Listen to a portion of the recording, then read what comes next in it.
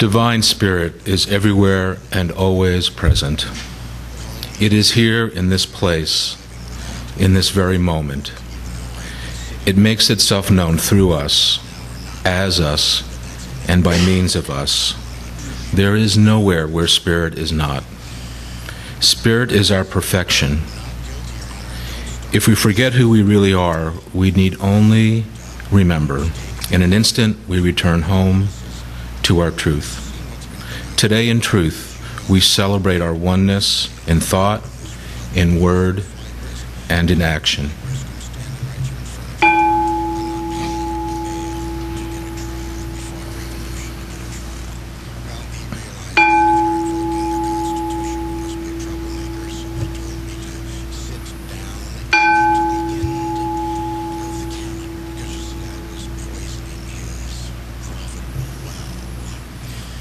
And good morning, everyone. Welcome. Welcome. I have the privilege and honor of being the practitioner for the day. And my name is Doug Yagaloff. I'm a staff minister here at the Center for Spiritual Living, Palm Springs. And I invite you after service, immediately after service, to join me in the classroom for spiritual prayer. If you have anything you're working on, please join us. We're studying this year from the Science of Mind textbook. And we're not going from front to back, from cover to cover. We're actually creating an interesting path through the textbook. And this week's reading has to do with two pretty interesting topics in Science of Mind. One is the difference between mental healing and spiritual healing, and one is the difference between willpower and will.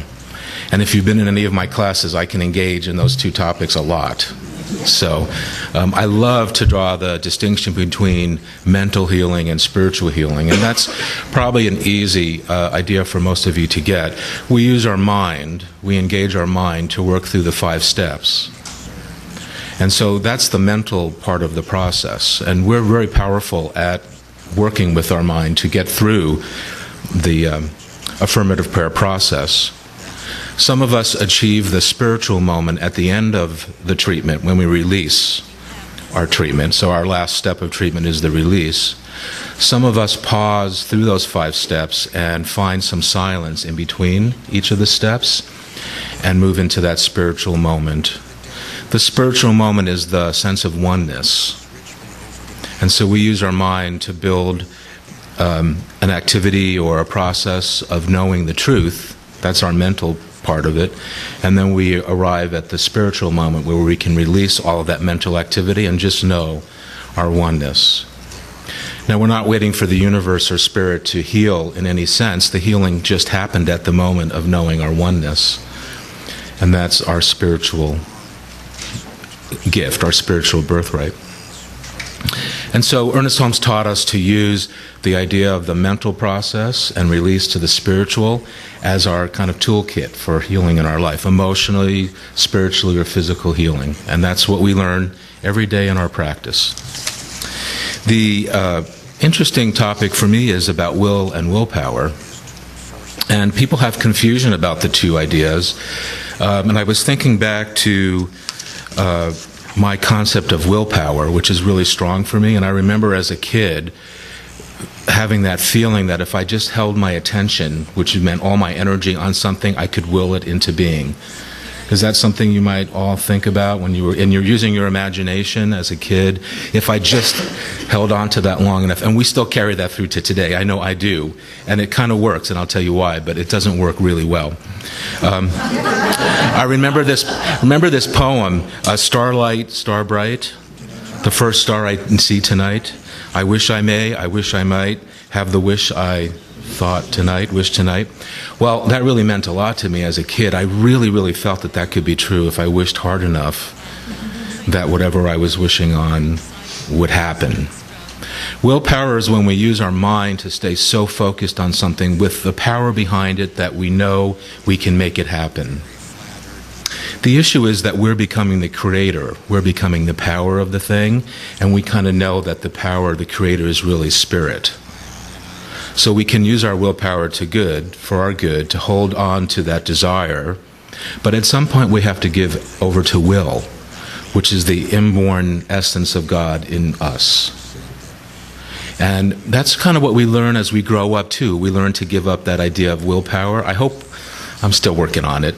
I hope that we move from the place of wanting to will something into being, using our willpower, and we move to a place of an idea that's a little bit more mature in our understanding, and that's letting the will of Spirit move through us and unfold life through us and as us.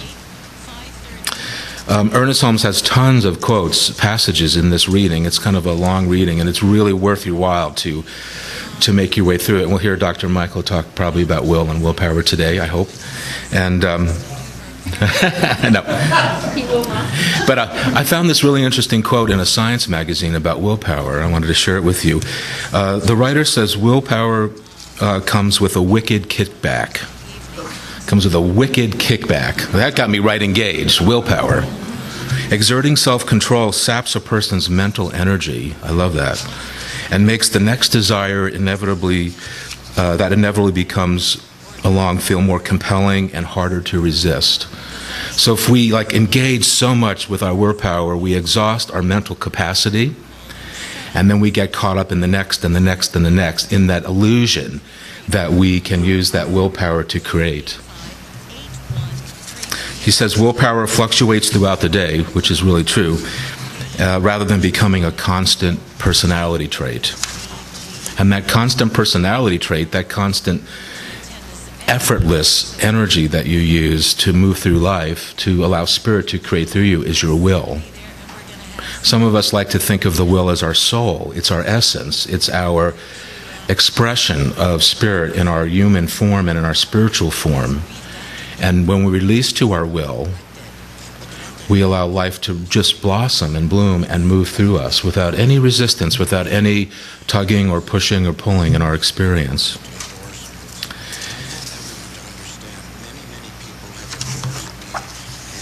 And so as we go into prayer, I'd like you to think about your will and moving from the sense of having willpower to move through and create in life to releasing it to your will of goodness and oneness.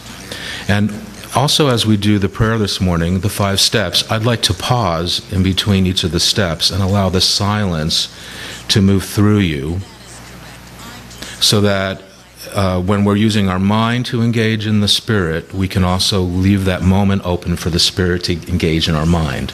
Okay? And so first we'll take a moment of complete silence to move into that special place of oneness, and then I'll begin with our affirmative prayer for this morning. So please join me in relaxing into the moment.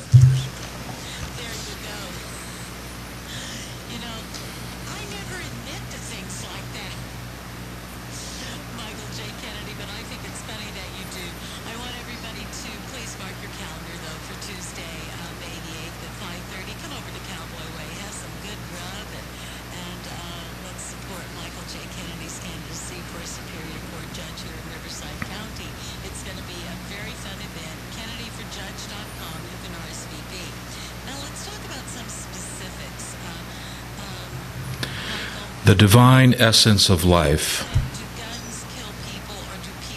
the power of love that stands behind all that exists, the universal intelligence that is moving its way through all of its creation, the Spirit, the Mother, the Father, God, is present right here, right now, in this room, through each one of us.